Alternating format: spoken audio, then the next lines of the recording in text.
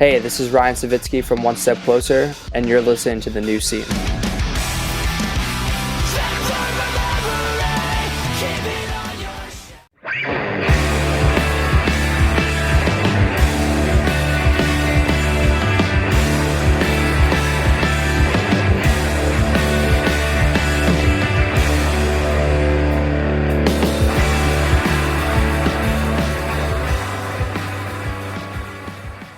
Hello, everybody, and welcome to The New Scene. I am your host, Keith, and we're back with another brand new episode. And on the show this week, we have the return of Grady Allen of Anxious. Anxious took the world by storm in 2022 with the release of their debut LP, Little Green House, and the much-anticipated follow-up LP called Bambi will be released this week via Run for Cover Records. And this is the definitive Grady Allen interview. We cover everything. How Grady was considering stepping away from music, a deep dive into the making of Bambi. It's a really interesting conversation, and I can't wait for you to hear it. But first, here's how you can support The New Scene. Rate us 5 stars on Apple Podcasts and Spotify. Subscribe to our YouTube channel. We have a main channel with full video episodes and a clips channel with clips from select episodes. We have shirts for sale at our store at Death Wish Inc. Pick one up. It's a great way to support the show. And you can follow us on social media at New Scene Pod. Also, don't forget to support Iodine Recordings. The second pressing of Piebald's We Are the Only Friends We Have is up right now from Iodine Recordings. Get it while it lasts, because it won't. Join the Iodine Noise Cult. An annual membership is $300. Or get a monthly membership for $28 a month. You'll get every Iodine vinyl release in 2025. There's a new line of Big Wheel Recreation merch available in the Iodine Recording store. Pick something up today. And Dead Bars have record release shows with Rebuilder. April 18th in Boston, April 19th in New York City, and April 26th in Seattle, Washington. The 25th anniversary repress of Heartbreak's Got Backbeat by 6 Going on 7 is out right now. Pick it up in the Iodine store. For more information, head to iodinerecordings.com, and you can follow the label on Instagram at Iodine Recordings. Also, don't forget to support our sponsor for the month of February, Equal Vision Records. Founded in 1990, Equal Vision are a staple in our scene, bringing us the latest and greatest in independent music with an unbeatable legacy roster. And here's some updates from the label. The debut LP from Thomas Eric and the Hourburrows is here, and it's called AU. Check this one out. So much interesting stuff going on in this LP. Sometimes it's techie and heavy, sometimes it's poppy, sometimes it's somewhere in between.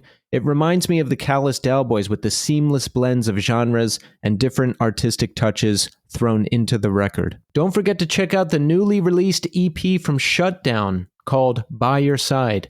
It's out right now along with new merch. A new variant of Selfish Machines by Pierce the Veil is available right now. There's 2 variants limited to 1,000 copies, so pick one up soon. And Hot Water Music just released a new music video for Much Love. That's a song from their latest LP, Vows. So go and check that out if you haven't seen it yet. For more information, head to equalvision.com and follow the label on Instagram at equalvision. Okay, check back in with me in segment 3. We'll do a wrap-up of the conversation with Grady. I'll tell you everything that's going on with me. My band Memory Entry recently played a gig here in Queens with Idle Airs. I'll recap that. We'll talk about everything. But right now, we are going to speak to Grady Allen of Anxious. Enjoy. All right, we are here now with Grady Allen. Grady, welcome back to the show. Thank you for having me. I'm stoked to be back here. Yes, Grady, it's great to have you here. Exciting things happening in the Anxious camp. We've got Bambi coming out February 21st on Run for Cover Records, which I have heard, everybody, and I will tell you about that later. But a lot has happened, Grady. A whole lot has happened since you were last here in 2022, and I want to talk to you about all of that. But first, I want to ask you, how are you doing today? I'm doing pretty well. today. It's the sun is out. It's like not totally gray and brown and miserable in the way that Connecticut this time of year can be. Got up, went for a run, been hanging out. It's been a good day so far. That's awesome. Are you at the little greenhouse right now? No, I'm not. I'm at my father's house right now, so a few towns over from the little greenhouse. Okay.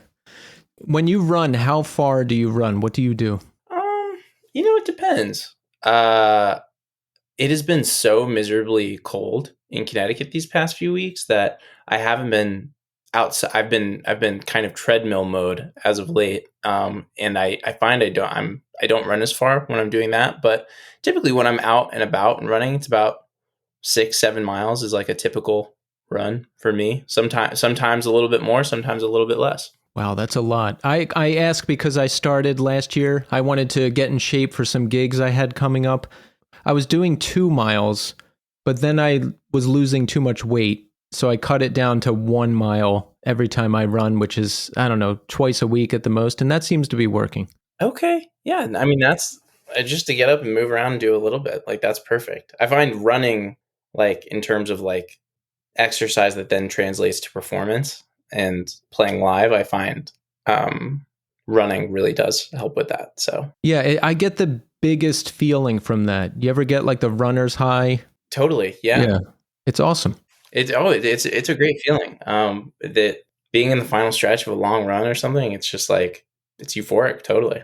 Yeah, and I psych myself into going further. When I run, I sort of just stare at the ground and I keep saying over and over again, don't think, don't think. Because if I start thinking, I'll get tired or I'll stop or whatever else that's going to make me not just push myself to the limit. Yeah, it's funny. I find like running is like this weird exercise in both being conscious and a little bit outside of yourself at the same time.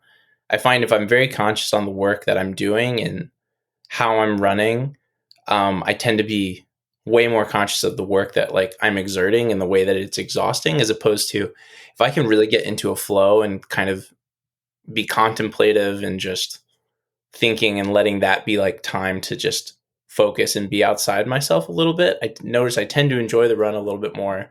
I run better in general. And just the whole thing is just a lot more fun. So it's interesting. Running is like both like you're very conscious, you're very present, and also like if you're too conscious and present, then it gets really difficult. Yeah, there's like a middle line that you want to be on, and I slip in and out of it while I'm running, but the goal is to try to stay on that line. Yeah. So we are in a new year, 2025. What do you want out of this year? Is there anything significant you want to change? Is there things you're hoping to accomplish? Tell us about it. 2025. This is the new year. Yeah, I don't know. 2025, I think, should be a big year. I mean, it's Anxious will put our second record out. We'll do our first headlining tour, and that'll be it at this point, it's a little bit in the like anxiety producing phase of it, but I know it'll be really fun when we get to go do it. A lot more touring. Anxious's first time in Europe. And that feels weird that's like happening finally for the first time. As far as, personal goals, I mean, I'll graduate college this year, and that's a pretty big thing for me to be able to cross that off the list. And that's kind of been something I've been working towards for a minute. So I'll be pretty proud of the fact that I'm wrapping that up. Trying to think. I don't know. Besides that, just another year trying to cultivate meaningful relationships, be good to the people who I love and who are in my life and that I get to create stuff with, and continue along that path. I'm trying not to be very like goals are kind of like a weird thing because like I feel like they can be kind of limited by like your imagination. So that's like a big thing like with Anxious and kind of everything in my life right now is I'm going to be the best and do the best at what I can do and how I can be. And we'll see where that arrives at, as opposed to being like, this is what it needs to be. This is what success or reaching that milestone needs to be. So I like that. Yeah, that is the approach, because 5 years ago, If you would have told me I'd be doing all the things I'm doing now, I wouldn't have believed you, or I wouldn't have believed it was possible. Our imagination can limit us. So I think whatever we're doing, it just has to be the best, and then anything can happen. Yeah. No, I think it's very easy, and it's like, I don't know, I think it's like the much more like concrete and like tangible way to approach things. Say I want this, and like I want my goal or happiness or success or whatever to look like this. And I think it's a lot more abstract and a little bit less immediately fulfilling to say I'm just going to embrace the process and see where it goes, as opposed to like I'm on the path to X, Y, and Z. But I do think long term it is probably the better way to approach things. Right. When did you begin college? How long have you been doing that? I guess it's kind of a two-part thing. I graduated high school in spring of 2019.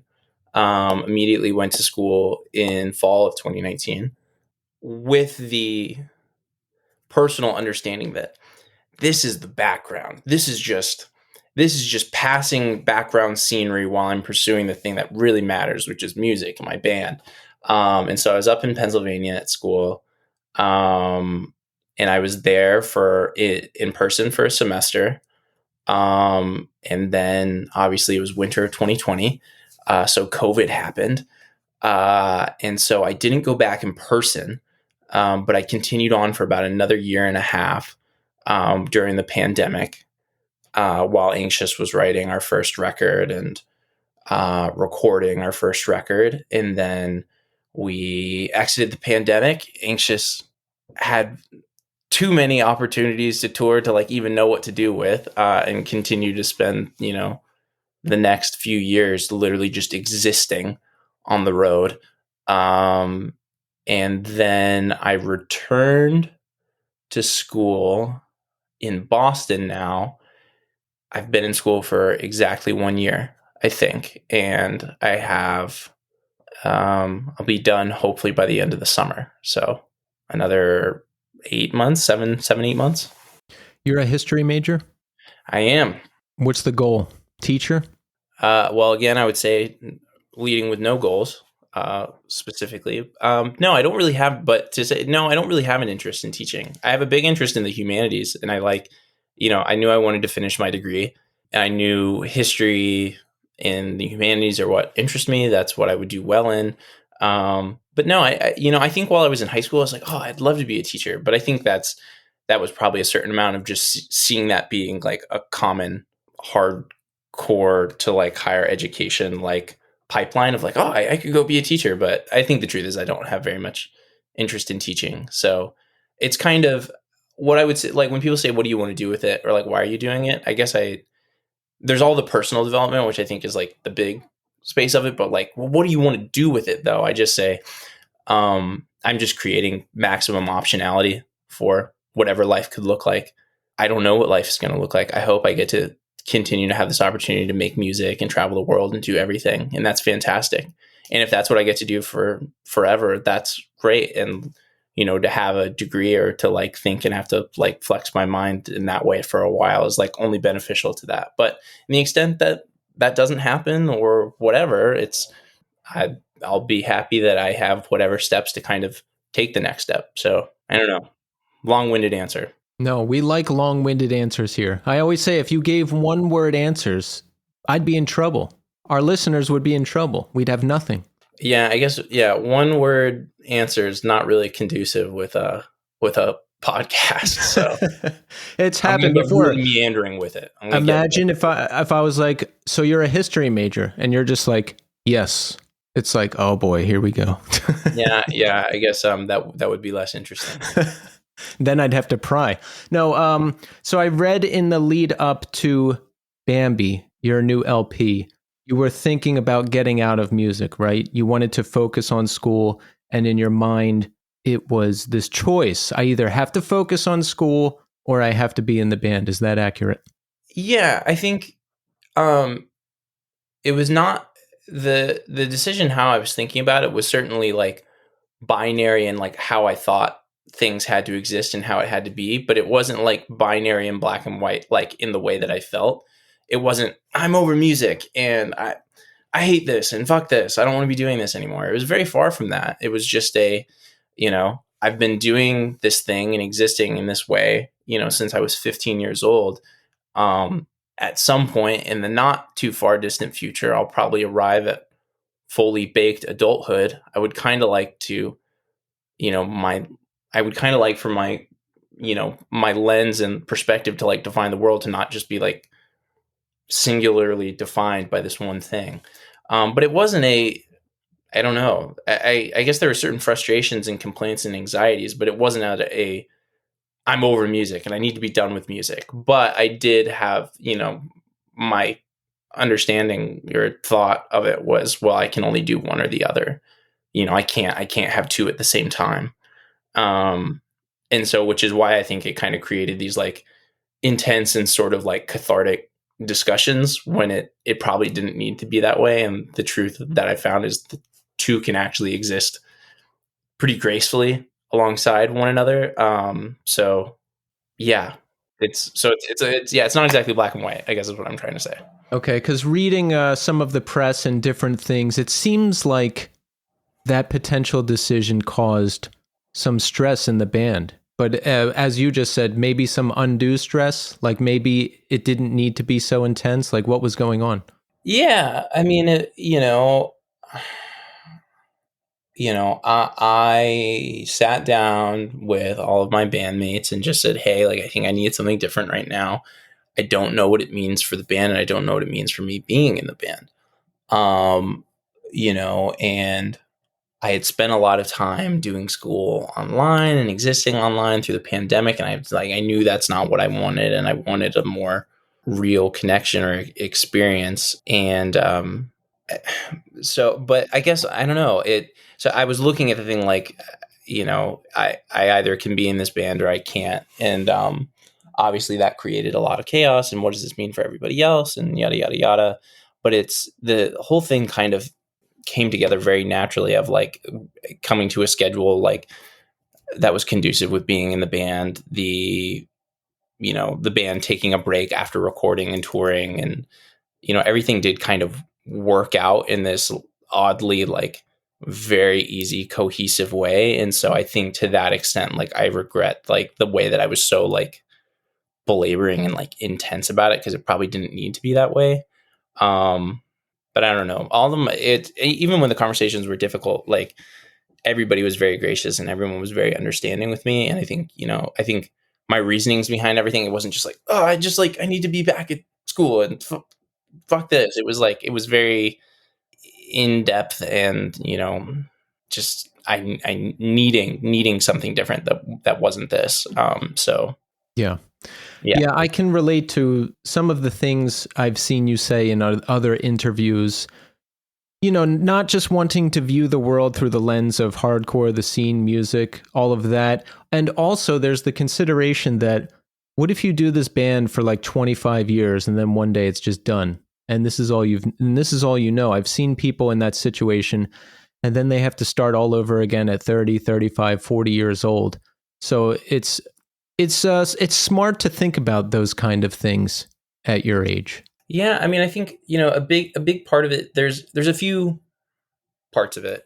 My life was and has been, since the age of 15, really just it existed in this sort of homogenous way. Everyone I know is in a band or tours or has a label or a zine or books bands or manages bands and everything. And so it was, even though I was getting like this really great unconventional experience getting to exist in this band and make music and travel around the world, in a lot of ways, like I felt like the way that I was perceiving it and interacting with it was like very, it all just existed on this like narrow avenue and like corner of music. Um, but I think, to your point too, about like people that are in bands for 25, 30 years and then they're just not, and it's, oh shit, what's next? Or what am I supposed to do? There definitely was a desire, in that from my young teens, the way that I had like described myself, defined myself and cemented, this is who I am, was purely through music and through hardcore and straight edge and vegetarianism and stuff. And so I had I had a real desire to, or something that was really great about going to school and existing in a space with a bunch of people that, who aren't involved in that is nobody knows what it is. And when you explain it, no one can really understand it or contextualize it. You're in a band, but and you like tour and do all these things, but you're not playing with any bands that I've heard of and like all of this. And so, none of this really matters to anybody. So it's kind of all of that falls away. And, kind of the like superficialness and like the artifice of like, I'm this guy in a band and like I tour and all this, it just all falls apart. And the only thing that's left is, well, for me, it was like, it was just Grady. And then I've gotten to spend a lot of time figuring out who am I abstract of like all of these things that like I've created and cultivated for myself that are great in a lot of ways, but I've also like have just become like this, like, I don't know, like wall of like how I define myself and stuff. So it was useful, I think, and to that point of like people who are in bands for 30 years or whatever, and then like, oh my God, what am I supposed to do or be? I think that was helpful for me. Yeah. I've read in another interview you did, you said that being involved in the scene had a negative effect on you to a degree. Like maybe it brought out some of the more negative aspects of your personality. Is that accurate? Yeah, totally. How so?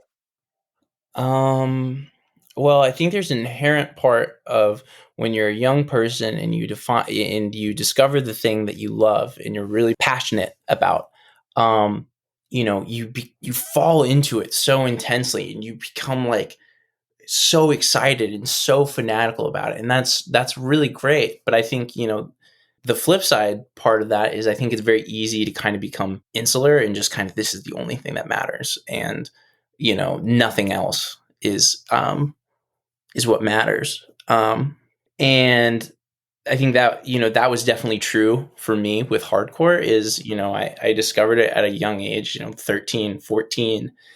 And, suddenly these like kids that I was going to school with and spending, had spent so much time with. And, I grew up all throughout middle school and high school, like doing theater, and I had all these great friends from it. And suddenly there was this, well, you don't really understand me or what I'm about or like what I really care about. And so it caused a kind of insularness for me. But I think where that kind of gets dangerous is hardcore, I find, is kind of a genre that sort of rewards that. There's the outside world and then there's us, and so it's, there's a certain, it's us against them attitude that I think is, it's a little dangerous. And I think kind of my like adolescent shallowness was kind of rewarded by like that kind of component of the genre. And then it was also, there's just a certain arrogance and elitism that like just comes with subculture, I think. And, plenty of people that I was looking up to and, were looking to as like mentors and, people who I was describing to be like just through music and everything. There was if somebody doesn't know who the Cro-Mags are, or the Bad Brains, like they're just not worth your time, or those are how could you have anything in common with those people? So I just think there was a certain, I think when young people discover something that they love, I think inherently there is a certain just insular attitude that you can adopt about it. But I think hardcore is unique in that it really embraces that mentality, and it's the outside versus us, and then also just inherent with subculture, there's a certain like elitism that I think a lot of people maybe will grow out of or recognize. But I think for me, I spent a lot of time embracing that. Me too, because I discovered it right out of high school or my junior year, whatever, and I fell in hard. I had these cool friends for the first time, this thing nobody knew about, and I loved it, and everything we did was cool, and everything everyone else did on the outside sucked. And when people from the outside would come hang out with us, they would hate it. They would be like, oh yeah, man, like we don't listen to the music, so we're not cool. And it was like that for a long time, and I think a lot of people who listen to this music go through that. How has it changed for you? Has it changed for you? I think it's totally changed for me. I think I had a pretty cathartic sort of experience realizing that, and I think I existed in a pretty negative space about realizing that for a while, and I spent, I don't know, 18 months or maybe a little bit more, maybe a little bit less, kind of having this, oh my god, like hardcore has totally fucked my head and my life, and there's so many amazing people that I shut out, and all of this is negative, and the worst parts of who I am are blah blah blah. And I think that caused me to reel away for a little bit. And I think that led me in other spaces. How am I supposed to define myself outside of this thing? How can I cultivate relationships that exist outside of this thing? But by taking some time to zoom out, and kind of exist in another way or another space, whatever, you do kind of realize that, again, it's things aren't that black and white, and it's not that binary. And there are pieces and there are people of any subculture really that exist in that sort of way, but it's far from the entire story. And so I think something that's been really great about, I think, my time getting to be in school and trying different things and just kind of trying to develop in other ways, I've just realized the ways that you know this world of like punk and hardcore music that I've dedicated myself to is really beautiful and is fantastic. So I guess what I'm trying to say is, I think how have things changed? I think I have really opted out of that, the negativity and the superficialness and the just kind of like blase, like cruelness that I think can sometimes exist in the scene. And I think now it's really, for me, it's just, I feel very, very positive about how I exist in this world, what I'm bringing to it, what I'm giving to it, and the people that surround me in it. That's great. Yeah. I like anything else, I think there's a lot of positives and negatives to it. So we just need to take what we need and leave the rest. Yeah. I think I don't know, you can, recognizing it and spending the time to think about it, that's useful. To let it entirely define and like be the broad stroke you paint everything in, that's negative too. That's not good either. Yeah, and I don't want to be just defined by one thing, which can be hard when there's only really two things I like doing the most.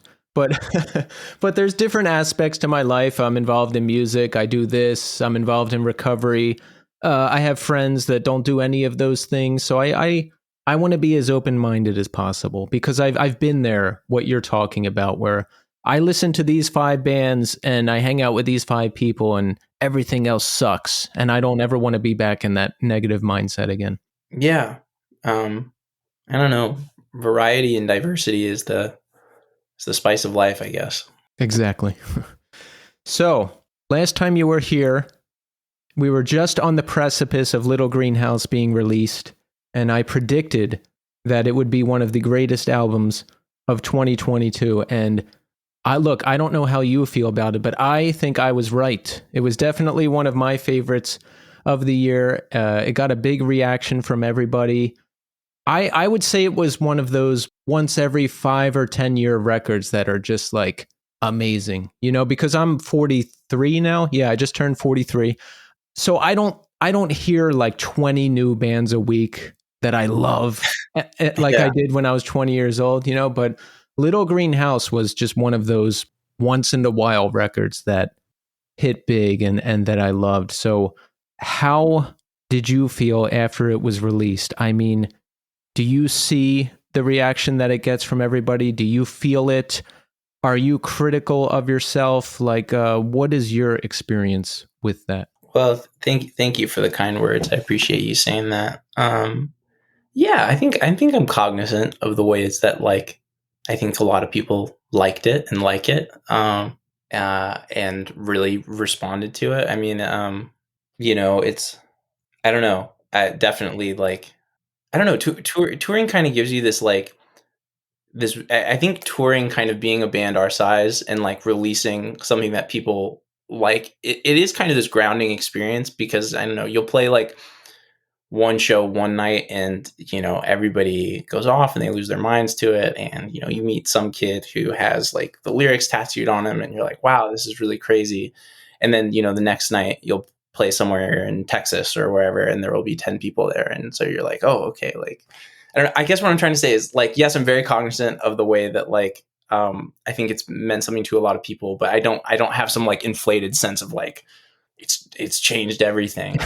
I don't think that's the case. But yeah, I don't know. I'm very thankful for anybody that has resonated with the record or the band or I don't know. What's cool is like to see all these people like 2022 start touring, all of these like new faces that I'd never seen before, and now every time we go to a city, those people are there. And so it's really cool to feel like there's a certain like community feels too strong a word, but maybe that is the right word, of just like people that I know I can always count on seeing and like getting to interact with in a city. And so that's really cool. So yeah, I think I'm aware of the fact that I think people like it. Before, like, all right, when the album comes out, do you already have a booking agent and management and all that stuff, or does that come after? We had an agent, one of our closest friends, still closest friends, was like managing us, but didn't have like any proper like a formal management or anything like that. So yeah, it sort of had some of the infrastructure, but also didn't. Certainly didn't have like a lot of people like who knew the band or like knew who we were or anything. And once the record comes out, do you just get a ton of tour offers, all this stuff rolling in? Yeah, no, it really was crazy. Like we had that tour with Hot Mulligan and Knuckle Puck. That was like the first big tour we did off it. And that tour had been planned as early as October of 2019, and it didn't happen until 2022. So like we had known that tour was going to happen for years, like 3 years. But literally while we were on that tour, we got 2 other tour offers that booked up the entire year. And then while we were on the tour after that, we got like 2 more tour offers that like booked up the following year. And it was like, before I knew it, it was like, barely 22. And it was like the next 2 years of my life were like all existed in like 2 emails. I could be like, wow, I can tell you where I'm going to be in 14 months. I'm going to be in Vancouver. So yeah, a lot of it, like how life was kind of structured and existed kind of changed overnight, I guess. Yeah, that's got to be crazy, right? You just see the next 2 years of your life ahead of you. Yeah, no, definitely. And I think, it's, when you're in your very, very early 20s, you're still like, your like true teen years are like truly like are just like in the rear view mirror and everything. And so it's, each year and everything still feels like this very substantial amount of time. I mean, even as a 24-year-old, yeah, like a year feels like a very substantial amount of time.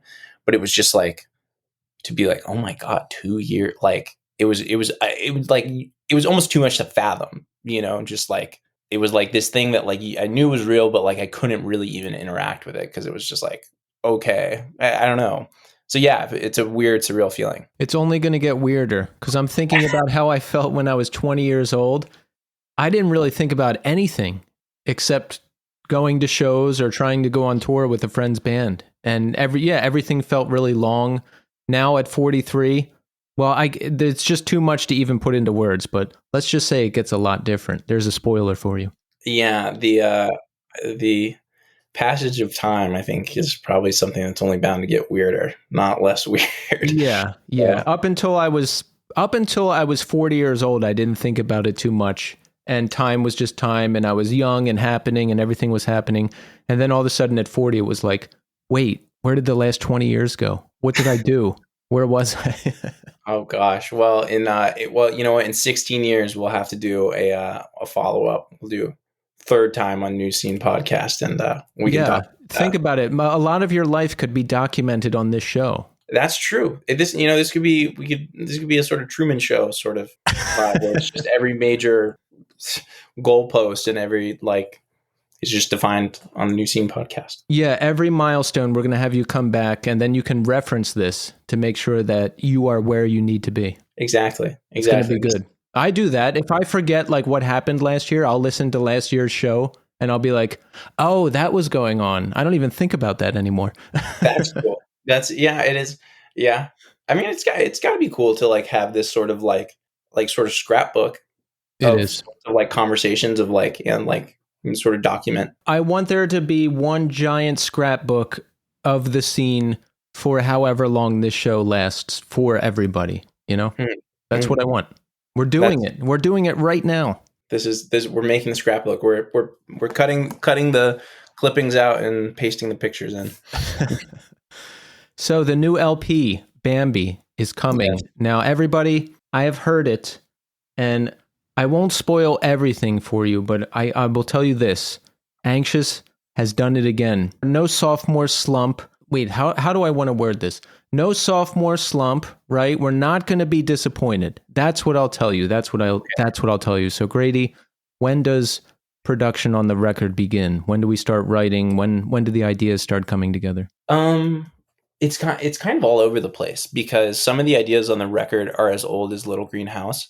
There were little riffs and pieces that while we were recording Little Green House, Dante is sitting with an acoustic guitar and playing and just like singing a nothing melody over it. And now it's on here. And so certain parts kind of start in like 2020, but a lion's share of it kind of, starts formulating over the past 18 months to 2 years. You know, the thing that was really weird about this record, or is like I think a big component about like the writing and thinking about the record, is the pandemic. For all the ways that it was terrible, the one unique benefit that it did provide for everybody is you had this unlimited resource of time to just sit and make a record.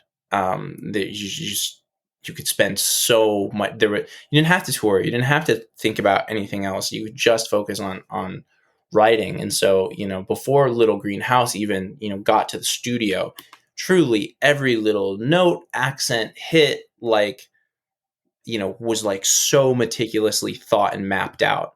But with this record, I mean, obviously, we've been touring nonstop, like for 2 years. Like the longest time we had at home was like 7 or 8 weeks, and like all of this. So it's like, that's not conducive with like thoroughly like mapping out and writing a record.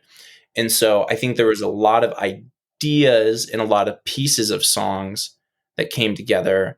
But when we went into the studio, there were definitely full-fledged songs, but there was a lot of like, this is an idea, or this is half of the song, or it's missing a bridge, or it's missing a part, or there are no lyrics to the song at all. And so a lot of this, the real process of writing and crafting and really like defining these songs didn't happen until we went into the studio. So that was a really unique part of it. But I guess, so what the timeline, certain things started in summer of 2020, then over the past 2 years, so 2022, 23 into 24, and then winter of 24 started recording and putting all these ideas down. So it's the rough timeline. You recorded with Brett Romnes? Yes, we did. The GOAT. I have heard his name come up a lot lately from different people I've had on the show. I've heard he's very tough, but gets excellent results. Was that your experience? That's interesting that you've heard the word tough, because that's like the total like antithesis to like how I would describe him. He's like, well, honestly, that I think what I'd start off with saying is throughout the whole process of producing, like writing and recording the record, which we did total, we spent 5 or 6 weeks in the studio with Brett. And I kept throughout the whole thing, I kept just going, man, I'm waiting for this to get hard. I'm waiting for tensions to fly, or for something to feel uneasy, or for like something to not deliver. And it never got there. And I think a big part of that is Brett just has this very, calming, and, he just toes the line in so many ways. He's leading, but never controlling. He's enthusiastic without ever like overstepping or like really inserting himself. He's this really, to at least for Anxious, and he's this very easing force in it. So he had produced some songs for us, but the first thing, or he had engineered some songs for us, but first thing he produced for us was our single Down Down that we put out, I don't know, last 2 years ago, I guess. And just, it was like such a hit, like working together. It was so easy that we went back to do the record with him. And yeah, it was a blast. He's easy. I would say, I don't know, to the extent he's tough, it's like he cares so much and is like very invested. But like, I don't know, I don't know if tough's like the right word. It could be different experiences with different bands, right? Because someone else mentioned like they're like, "Oh, we want to do this," and he's like, "No, we're going to do it this way." So maybe that's what they needed.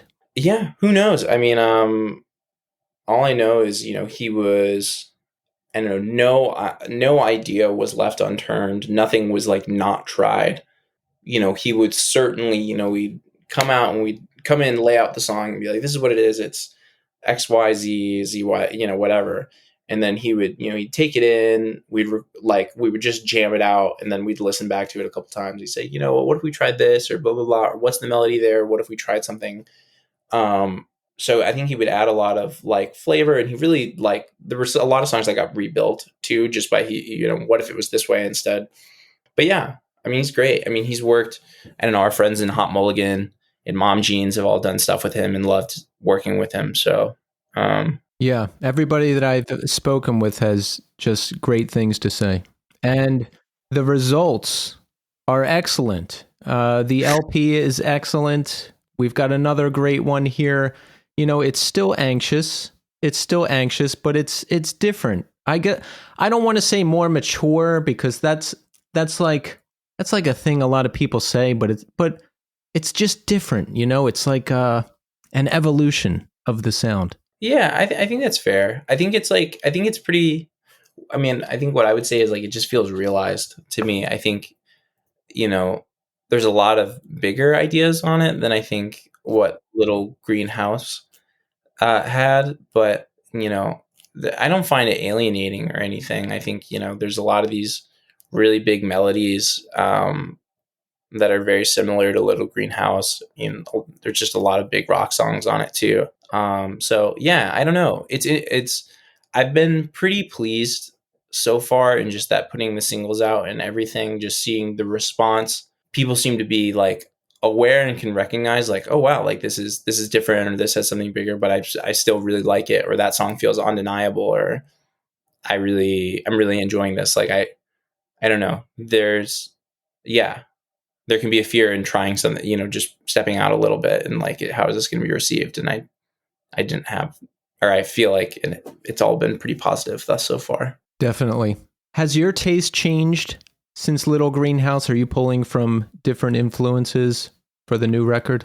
Yeah. I mean, I think, as a band, we've always taken pride in that we're pretty eclectic in reference points. I think all over, Little Greenhouse and stuff, there's a lot of like cool Beach Boys and like sort of like Beatles, just a lot of like weird like melody stuff and harmony, and like, that I think like the reference points are very different than maybe like what a lot of our friends are pulling from.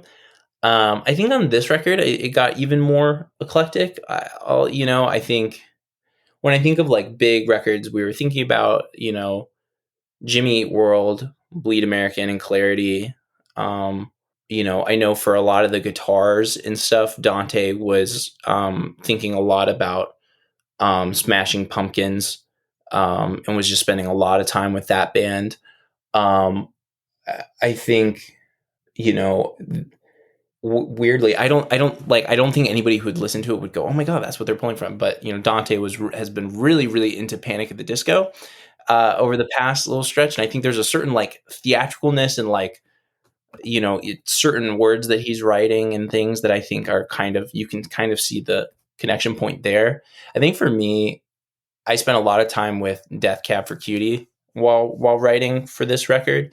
And there's a certain like intimate nature of like the lyrics, and the fact that like Ben Gibbard's lyrics, like, I don't know, they're kind of, these small, casual, and insignificant moments, but by like realizing them and like taking stock in them, they like feel very significant. And I don't know, it's kind of making something out of nothing or whatever. So I think I was paying attention to that. So yeah, I don't know. but then also like plenty of like hardcore stuff, and bands like Farside or Lifetime, and a lot of those things I still think are pulled in and exist on the record. So Yeah, bands like that are just in my DNA. So it's going to come out whether I want it to or not. yeah, I guess so. Yeah, I read the album bio, and at one point, Smashing Pumpkins and James Iha were mentioned as inspirations. And I heard this one guitar lead. I can't remember what song it was, but it has this really cool effect on it. And I was like, yes, I'm thinking of Smashing Pumpkins right now. So that is accurate. Yeah, it's there it's I think it's Smashing Pumpkins. There were certain we were all, I can't remember what it was. I can't remember if someone maybe put the documentary on or something. We were talking a lot about Oasis and stuff too, and so just a lot of like really loud guitars and but what I remember, I mean, so there's this kind of, I don't know, it's hard to describe. Like the main like cabin of like the studio space, like where the board is and everything. There's kind of this one table that juts out, and it's a big table, and just the entire thing was just this mess of guitar pedals, and just like there was a lot of time where it was just like you would walk in or you'd be sitting there, and there would just like it would just be like all like just making like crazy like noises. So there's a lot of time spent on just like, yo, what's the craziest fucking like noise we can make right now with this like sea of pedals and everything. So Yeah, that's always fun to experiment with. Different approach for this record as well, because Dante is writing a lot more music and lyrics, right? He has a heavier hand in this thing. Was it hard for you to find the balance with him when you're writing as well? yeah, I think so. There's a certain difficulty that comes with it. You know, pretty early on in the process, Dante was saying, I think I want to have a bigger hand in this, and he had these, you know, ideas that I think he wanted to attack a very specific way, and I think that meant he wanted to be at the helm of it. And there were certain moments of insecurity and moments that were anxiety inducing, and it never reached the point of argument or like true tension or animosity or whatever. But there was, but it also there was plenty of moments of, or not plenty. I'm using words casually. There were one or two moments of like really needing to figure things out and being frustrated about how things were going. But I think those moments also really created some really unique moments on the record. You know, the one like again, not a blow up, but a real conversation we had. Is I was writing the lyrics for Counting Sheep, and then Dante came forward and was like, I really want the song to like have these lyrics, and these are the lyrics I worked on, and it, we had, I called him and I had this really, I was exasperated and frustrated and just said, listen, we made an agreement that I was going to do this, and you've just gone and done this, and I'm really frustrated with you and how it's gone. But it ended up in this just very understanding and like compassionate conversation. And then almost immediately after that conversation, within hours, I wrote all the lyrics to the last song on the record, which is just about the like enduring nature of me and Dante's friendship. So it's like even the moments that it was kind of, there was frustration and just navigating that, it still bred, I think, a lot of moments of creativity. So I feel fortunate for that, I guess. That's wow, that's a good story. Yeah, that's interesting. And it should be like that in a band, right? Because when I was young, probably your age, I would get very protective of ideas, and I would kind of throw a hissy fit if things didn't go my way, and I would be very quick to ditch relationships for pretty petty reasons. But if you can work through these things and still know that you have each other's backs and you're going to come together, that's the best situation right there. Yeah, I mean, something I've said kind of while starting to like really think about this record coming out and everything is, I think one of the coolest parts about a band and being committed to a band in a serious way, is that your relationships with the people who are in it are always forced to evolve, and they're always moving forward. there's a lot of people, their closest friends, are still defined by, well, this is a person I went to middle school with, or this is a person that I went to college with, or that I knew because we like to go to shows in 1998 or whatever. And kind of the relationship can always like kind of be defined by that, or is like always kind of stands in that way. And I feel lucky that with the band, and even the moments where there's frustration or ambiguity or not knowing exactly where something's going to go, it's the relationship is being forced to, always kickstart itself and keep moving and evolving. So I feel lucky to have that. I can understand how it would be difficult for Anxious as well, because I mean, Dante's been in the band for a long time. You've been in the band since high school. So you probably have a very strong connection to it, right? Like you have your claws in it. And I don't know if it's like this way for you, but I can hear things how I think they should be very clearly in my head. And if they don't come out that way, or someone's doing something completely different, I get very frustrated and think that it's bad.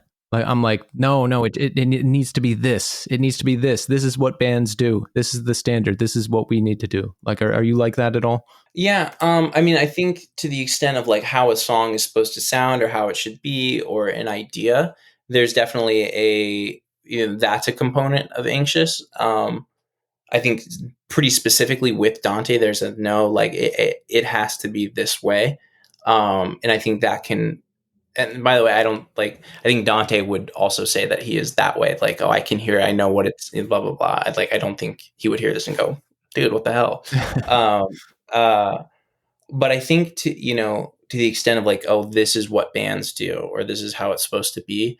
That's always something we've tried to ignore and step outside of. I think it's, I don't know. It's very easy, I think, for like existing in a scene like this, for like songwriting and like how the band operates and like all of that, to feel like it's like it's a comparative effort. Like it's, well, that band does this, or this band that I love did that, and I think it's the most freeing version of that exercise is to step outside of that and to just say, no, we're going to feel confident in our process, and maybe it's outside of that. But yeah, I don't know. I guess we're not trying to like follow a specific, like, oh, this is what bands have to do, or this is what that band we love did. I like that. Yeah. Plus, you're the sole vocalist, so you have to pick your spots, right? I mean, is there a part where you're not singing as much and then you have to figure out what you're doing on stage? Yeah, I mean, I think every song is pretty carefully crafted. I mean, there are certainly songs where Dante is taking the lead or taking the helm, but it's still there's this give and take. In all the songs that I'm leading, Dante is still doing a lot by the way of backups or harmonies or a second layer under it. And I think it's very similar, with the songs that Dante leads, that it's still, I guess I don't really embrace the like, oh, well, there's songs I'm leading and there's songs that Dante's leading. I think it's very much like we approach it with like a duality of like, no, it's two, but there's just different, I don't know, there's different dynamic, like the dynamic shift and whatever. So no, I don't know. Maybe with the exception of like one song on the record or something, there's not a lot of like, what am I doing? What am I doing up here? So no, there's not. I don't know. There's no. I guess yeah. There's not gonna be some version of like tambourine in the back. Triangle or something. Yeah, yeah. Blink 182 has been mentioned as a reference by you, by One Step Closer, by Koyo. Are they considered at all in the two vocal approach? Because Blink 182 is a great example of a band who does dual vocals perfectly. Yeah. It's funny. I feel like I to the extent that like Blink has been like a reference point or an inspiration, it's very much in like the songwriting and the songwriting and the structures and everything. There's not, I wouldn't say, yeah, we're really inspired by Blink 182 because they have two vocalists. It's like, no, it's like how they write songs, specifically the Untitled record. I think it's just, for both records that we've written, has just been this like pretty consistent inspirational force. So maybe it's, maybe but still maybe it's the fact that there's two people kind of at the helm of writing that kind of create that sort of dynamic that we gravitate towards. But I don't know if it's as like transparently as, oh, they have two vocals, like we can see that path. Yeah. So not a direct line. Not a direct line, but I think it probably does play a part into like why we like that band so much. Yeah. The theme of Bambi. I read that, like we talked about earlier, hardcore had brought out some negative aspects of your personality in your early 20s, and the album is a rebuttal to that time. Is that accurate? Yeah. I mean, I think that's a component of it. I think there's, to the extent that of the lyrics that I wrote on the record, for me, it's kind of focuses on like just sort of subtle disillusionment, just kind of whether it's my relationship with music, kind of taking your head up and looking at it and saying, wow, this doesn't feel the way that I wanted it to, or this isn't making my life or my relationships look the way that I want them to. Or it's whether it's romantically, taking a look and saying, this isn't working, or this isn't what it needs to be. Or, my relationship with the guys that are in the band are, so I think there's, for me, like it is kind of across the board, just a quiet and subtle, just sort of reflective, like disillusionment that's kind of like all encompassing. I like that. Yeah, that's that. I'm usually lyrically, I'm usually expressing some sort of disillusionment. Yeah, I mean, I think for me, the first record, I think comes with like a lot of like explosive discoveries, and like the term that I feel like was most thrown around with Little Green House is like, it's this coming of age record. And I think it definitely was. I mean, I think like we were at an age, like we were 18 and 19, the oldest, I think Johnny was like 22, maybe 23 when we were writing that. Everybody was really young when we were making that. And so I think those coming of age, like, I don't know, all the like discoveries and themes on that record were very explosive, of like, my friends from high school that I've had, I'm not friends with them anymore. And this girl that I had my first serious love with, I don't even talk to her anymore. And my parents are getting divorced. And, so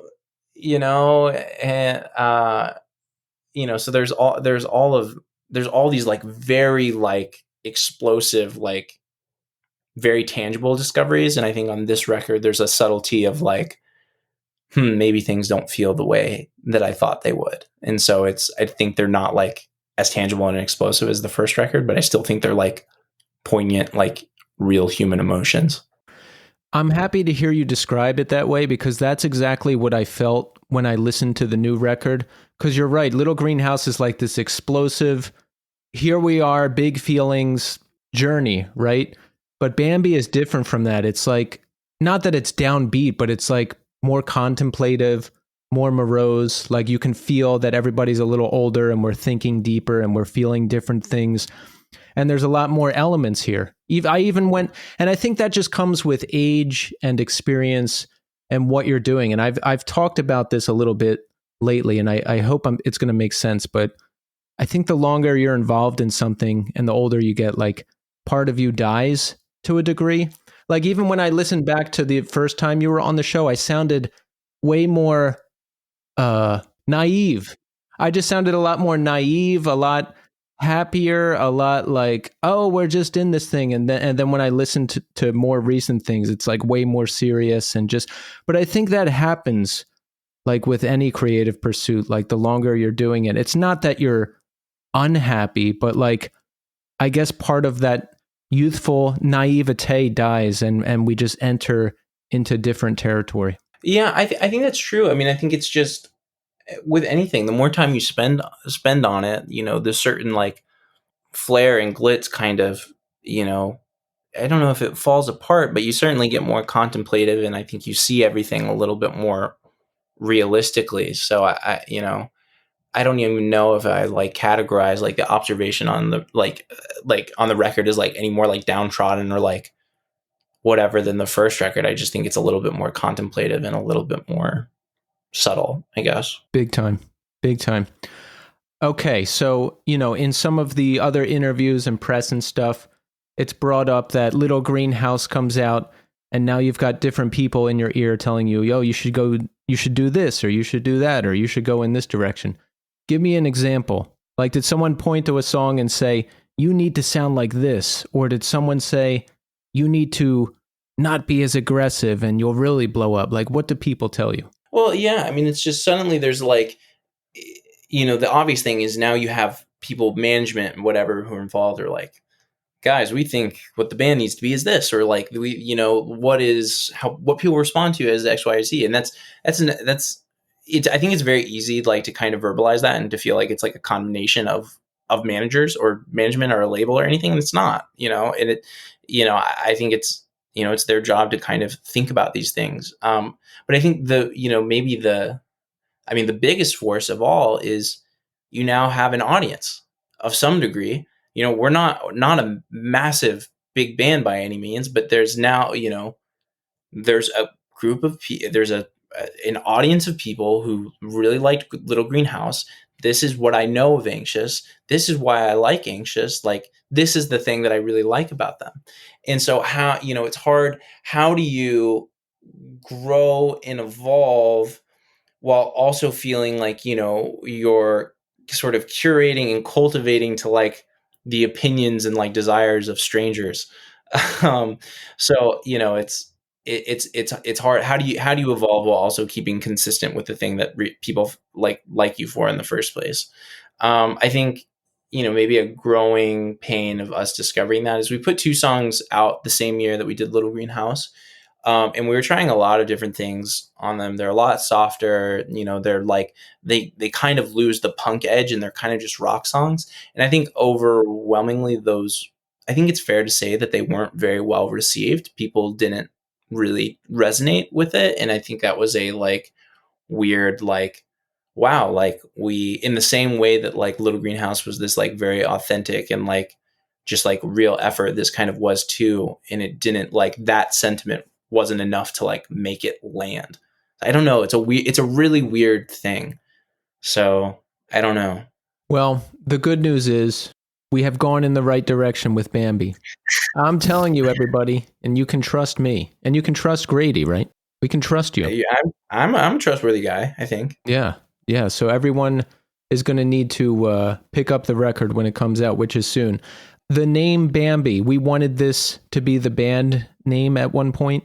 Yeah, it was. We were on tour sometime in 2023, fall of 2023, very end of the year, and we were sitting in a hotel, and like everybody was like reading a book or like on their phone or something, and I just looked up. I wasn't looking at anything on my phone. I just looked up and I was like, "Holy shit! Like, Bambi is such a good band name. I wish we had named the band that." Anxious is a horrible band name, to which everyone looked up and it was like, yeah, Anxious is a pretty horrible band name. We should have called it Bambi. And I like how all the letters look next to each other. I like that it's, I think with time and everything, it kind of just becomes evocative of its own thing. It like it's not just like the deer. And so like, I could totally imagine, it's like, oh my God, that would be such a good band name. And so like, that theme then kind of carried on to like, when we were making the record, named it was like, well, what if it was this? We named it this, and it was kind of like this idea of like, this record is the band that we could be and the band that we want to be. So yeah, that sentiment of like what could be and what we want to be like carried on through there. And where did Bambi actually come from? Is it the deer or is it something else? I don't know what it was. I was on my phone and I looked up and I could see it on a shirt and I could see a record title and I was just like, Bambi, that would just be so cool. I think I liked band names that sort of, they take on their own force and they kind of just become their own thing. Yeah, I think a more modern example is that band Akulu. It's you don't think about what is that or it just is, like the band is that, or like even something like Cro-Mags or something, like it just is that, and you just think of that. So I like the idea of like a word becoming like synonymous and evocative, like maybe not what it's, I don't know, like maybe not what you would think of initially. And so, yeah, I think there's like naturally just a lot of deer imagery has like sort of fallen into the record and like, the assets and everything, but it's not like Bambi is the band and the record. It's not the deer or something. It's Bambi is the record. It's Anxious. It's what we are. Got it. Getting philosophical. Yeah, I like that you don't even really know where it comes from. I think a lot of the best ideas happen that way. Like they just appear. Yeah, no, it was just I could not tell you where it came from. It was not like, oh, Bambi came up on my phone or I saw it in a book. It was just like, oh, like I like the roll of it. I like how it sounds. Like I like how, again, I like how all the letters look. It was just like, oh, that's great. I love that. Are you still straight edge or vegetarian? Of course, holding strong. Let's To see. both. Yeah, I'm 24 now. I became straight edge when I was 13. Wow. Became vegetarian when I was 14 or 15. So it's probably getting close to 10 years on vegetarianism. So That's good. I'm always curious about where people are at with drugs or alcohol because I wasted a lot of years getting really messed up. So I like to say now that I'm straight edge by necessity for quite a long time now. So if people are avoiding those trappings and just focused on the more positive aspects of life, I'm always happy about that. It's just one less thing to worry about. yeah, no, absolutely. I mean, I think for me, it's become such a passive thing for me, and it's not something that I feel like compelled to like share or promote like through like my clothing or like a watch, or even though you we are, as I Yes. say that, as it's like right there, but I don't know, it just, to me, it feels like a much quieter part, but I think that just makes it intrinsically more real. Like like I think there's plenty of people that like, I think, I don't know, feel like straight edge, like, and vegetarianism and all that, like, has to be tied to like constant promotion and this is who I am, and this is, and it's maybe not a leading piece of who I am right now, but I think that just, to me, that makes it feel all the more real because it's just kind of this passive, like, casual part of who I am. There's not a formative or like a theatrical piece to it. It just is, and I like that. Yeah, I'm the same way, and I don't identify as straight edge in like the hardcore sense, but I do appreciate that, and I like a lot of the music. But it's just the way I am now, and I always like to bring it up on the show because I struggled for a long time and I didn't know where to turn to or what to do in that situation. So, bringing it up on the show I know has helped a lot of people. So, there's that too. Yeah, for it to be something that can be talked about, and I think for it also for it to be broached in a casual and contemplative and real way, and not just, I'm crucified to the X, and if anybody that's broken, you're fucking fake and I hate you. That's not helpful. That's not no, that's not drawing anyone potentially closer to the real root hope or goal of it. So I think it is useful. That said, that it still feels very rare for straight edge to be talked about in this sort of way, and it's the bulk majority feels much more like, this is what it is, and if you're not with it, get the fuck out. And so I think it's helpful to talk about it in a real life way. Exactly. I want new ways of experiencing it. You don't have to be nailed to the X. You don't have to be a fake mother effer if you don't do it. It can just be part of you, and you don't even have to really talk about it. It doesn't have to be defined at all. Yeah. No, I think I don't know, the cool thing about hardcore and the ideologies that it kind of breeds is they're so varied in interpretation, whether it's the style of music you're playing or how you choose to live. And so I think, I don't know, for there to be multiple interpretations, I think it is always positive. Yes, absolutely. So let's recap. Bambi will be out February 21st. We want everybody to purchase it and listen to it and come see you on your tour, which I know there's a February date and then a lot more dates in March and April. Yes. Yes. We're doing something in the Wayfest this Saturday, which at the time this comes out, it will probably already be in the past. But yeah, we have our first full US headlining tour coming up in March into April, with Ultra Q and Stateside from California. Yeah, like I said at the very beginning, like, it's definitely kind of in the scary phase right now. So in the like human way, not in like band promotion way, like, if you're listening to this, like, come out, come say what's up. I hope you'll come to the show. It would mean something. So be there. Yeah, come on. What are we doing? And I'm Yeah. surprised this is your first headlining tour. You know what? We've gotten a certain a certain amount of that. I think that's, one of the few regrets we have. I don't think we're a band with like a ton of regrets. Is I wish we had headlined on Little Greenhouse, just to like wish we had gotten to have our moment in the sun of like, this is us and this is our tour on Little Greenhouse. I mean, we do plenty of headlining shows. We play our own shows all the time. We did a triple co-headlining tour with Koyo and OSC this past year.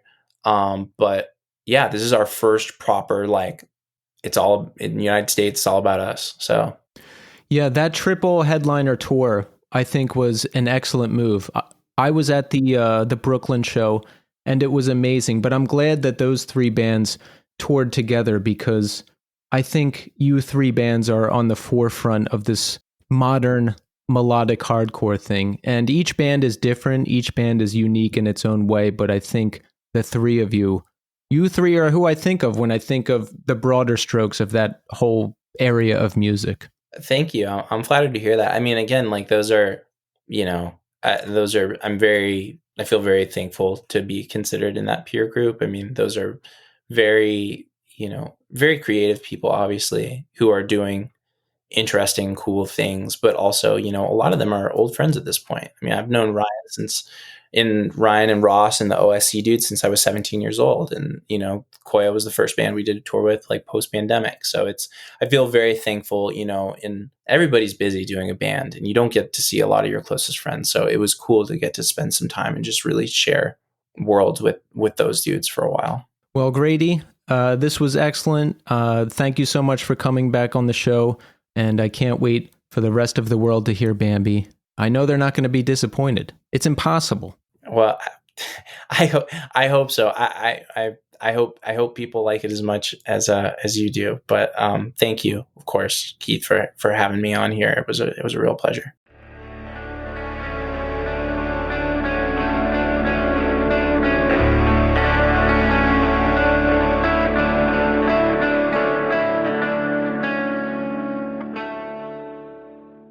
And there you have it. Grady Allen. Excellent conversation. Grady was so forthcoming throughout this whole conversation, and I found it really interesting. Him potentially making the decision to take a step back from the band and focus on school. I think decisions like that, a lot of young musicians face, because this thing could potentially be your entire life. Do you want it to be your entire life? Do we want hardcore to be our entire life, our entire focus? Another interesting point of the conversation, because I think a lot of us go through that as well, figuring out our identity, figuring out how this world of music fits into it. Also, the conversation about Bambi and hearing about the recording of that record and navigating some of those creative speed bumps within the band, figuring out what Dante is going to write and what Grady is going to write and finding the happy medium. All really interesting stuff. And I'm glad that they're still playing. I'm glad that we have Bambi now because it's an excellent record. I'm glad they're continuing to work together and be friends. And I'm glad he's still vegetarian and straight edge too. I'm invested in these bands now. I have fond memories of Little Greenhouse coming out in 2022. It came out on my birthday, by the way. I remember it coming out. I remember loving the record. I remember playing it over and over again. I remember this podcast had just become the new scene, and we were getting a lot of great guests. I remember I wanted to try and get Grady or someone from Anxious on the show, and because of our new connections, we were able to get Grady on pretty easily.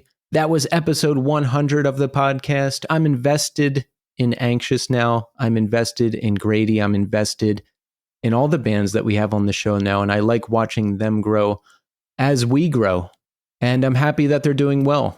And like I told Grady, Little Greenhouse was one of those once-in-a-while great albums.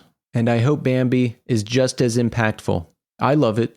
And I think you will too. Contemplative is a good way to describe it. I think Grady used the word contemplative. It's the Anxious we know and love, but it's a more thoughtful and contemplative record. And I can't wait for everybody else to hear it. So thank you so much, Grady, for coming on the show. So let's check in. How are we doing? I am doing okay. I thought that the Memory Entry EP release was going to be last Friday, and it's not. It's this Friday. So I was all geared up for the announcement and a new single and all these posts and everything to happen. And then I reached out and found out that it's this week. And I was like, oh, oops. So I'm just sitting waiting for that announcement to happen. It's going to happen this Friday.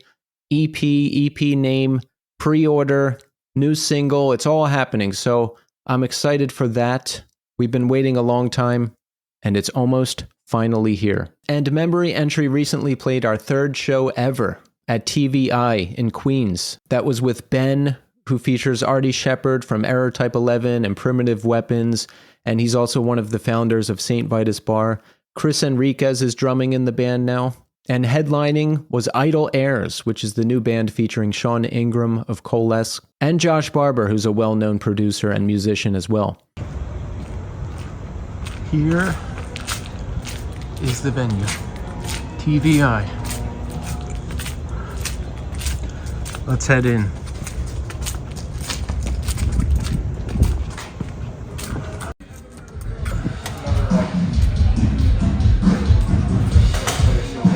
Hey, here's a Memory Entry tonight. We've got Archie filling in on bass, and we have John Lane, the drummer. I'm showing them the venue on the podcast, guys. What do you think? What do you think? Do we approve or do we disapprove? I fucking love this place. I've been in it. The last time I was in it wasn't open yet, but I was already pretty much in love with it because I was pitching it for Backline World. Ah, okay. Hey, there goes Sean Ingram. Hey, Sean. Hi.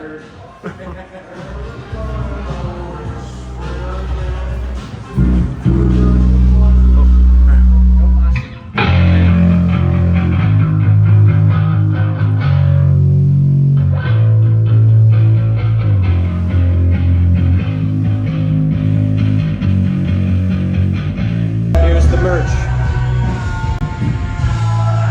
And best of all, ta-da!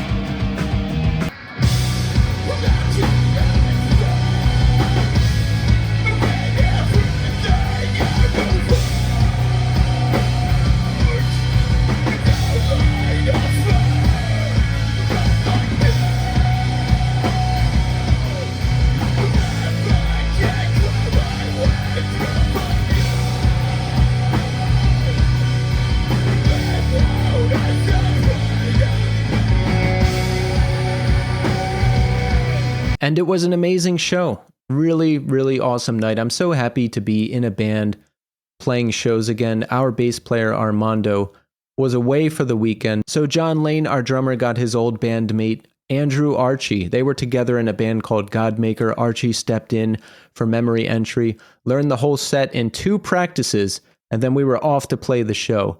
And it went great, and it was a really, really fun time. I'm happy with our set. Archie did a great job. This was John's first show with Memory Entry on drums, and the show got filmed. I watched a video playback of the entire set, and I was really happy with everything. Not initially, because I'm too critical of myself with anything I do, and unless everything goes perfectly, I'm like, oh, I should have done this, I should have done that, I could have done this. I ended up seeing a whole video of the set like a week later, and I'm really happy with the way everything looked and sounded, and we can only go up from here. I'm excited to play a lot more. So we opened the show. Ben was up next, and they're a really good band. It's heavy, it's Nirvana sounding, it's alt sounding, it's grunge sounding. So if you like a combination of those things, definitely check it out.